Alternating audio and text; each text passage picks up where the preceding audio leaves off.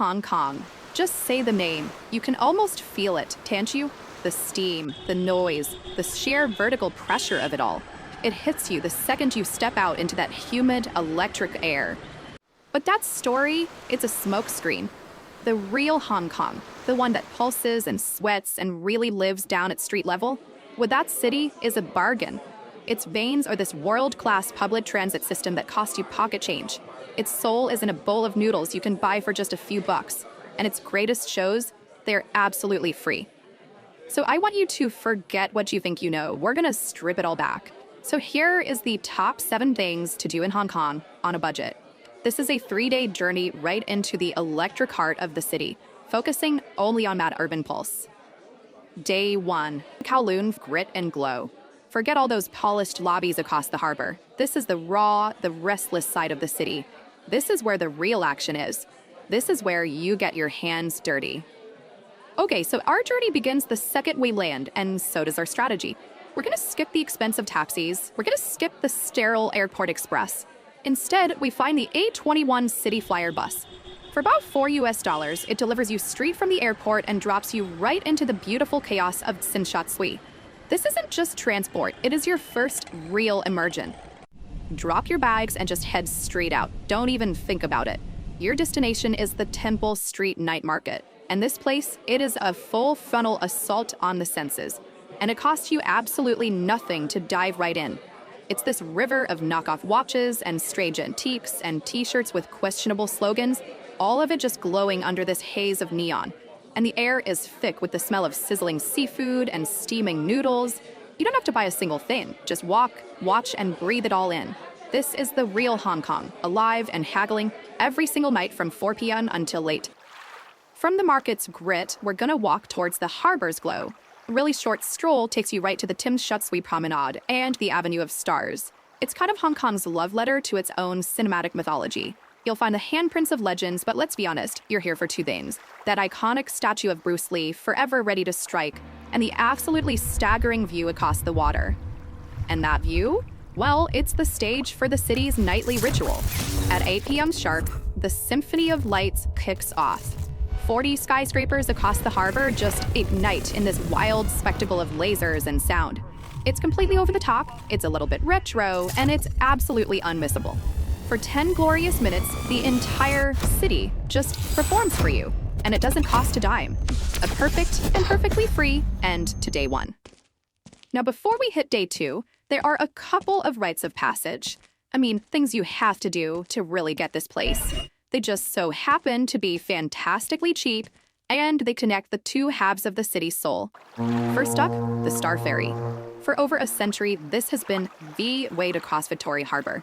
It's this rumbling green and white workhorse that gives you the most cinematic, multi-million-dollar view in the entire world for less than 50 cents. It's so cheap, it's practically free. Little pro tip for you. Always take the upper deck. Feel the breeze, smell the harbor, and just watch one of the world's great skylines unfold before you. It is the best 10 minutes you can buy anywhere. All right, once you're on Hong Kong Island, it's time to eat, and I mean properly. Forget all the fancy fusion spots. We are on a mission for the holy trinity of Cantonese cuisine, siu mei, roast meats. You'll see them hanging in the windows, that glistening roast goose with skin like shattering glass, the impossibly crispy roast pork, the sweet, smoky char siu. This isn't just lunch, this is the fuel this city runs on. So you find a no-nonsense local joint, maybe one with a Michelin sticker on the window, like a Yacht Lock or a Cobb's. You just point at the birds hanging there, and for about $6, you get a plate of succulent meat over rice that will just redefine what a cheap meal can be. Believe me, this is not just food, it's culture on a plate. Day 2. Now we're on Hong Kong Island, the financial heart of the beast. Today is all about looking down on the city from its highest point, and then diving right back into its concrete canyons. Everybody wants that iconic view from Victoria Peak. And yeah, most tourists will line up for hours to cram into the expensive Peak tram. That, my friends, is a rookie mistake. The savvy move, the local move, is to find Bus 15 at Exchange Square. For about $1, you get a 40-minute scenic tour on a classic double-decker bus, winding up this tropical hillside as the city just reveals itself below you. And once you're at the top, just ignore all the signs for the pricey paid viewing platforms, walk straight into the Peak Galleria Mall, head up the escalators, and find their public terrace. It is the exact same jaw-dropping 360-degree view, and it is completely free. You just beat the system. Now come back down to Earth and walk among the giants. Central is where money takes architectural form. You'll crane your neck to see the top of the Bank of China building, this masterpiece of sharp angles and steel. But then, you wander off the main drag onto Hollywood Road, and here, the whole vibe shifts.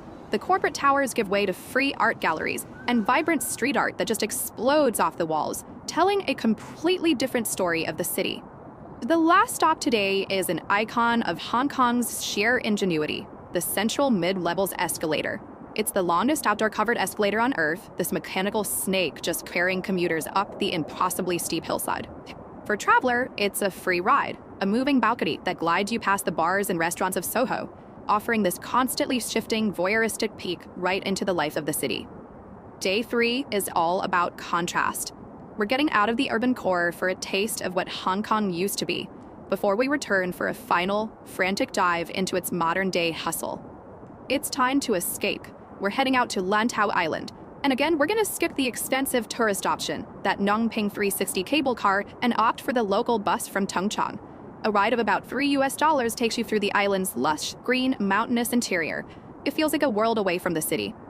Our destination is Tai O Fishing Village, and it honestly feels like stepping back in time. This is a universe away from central skyscrapers. Here, the Tanka people still live in these traditional stilt houses built right over the tidal flats. The pace slows to a crawl. The air smells of salt and drying fish.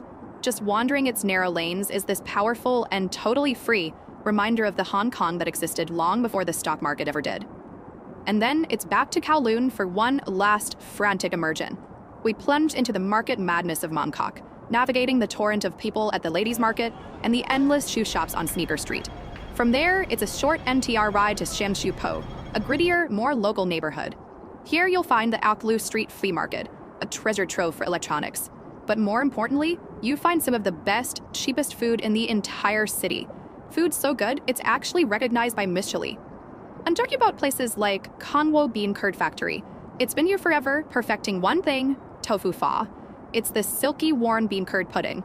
It holds a Michelin Bid Gourmand award, it's a piece of culinary history, and a bowl will cost you about $2. This is the essence of Hong Kong dining. World-class food served without any fuss for pennies.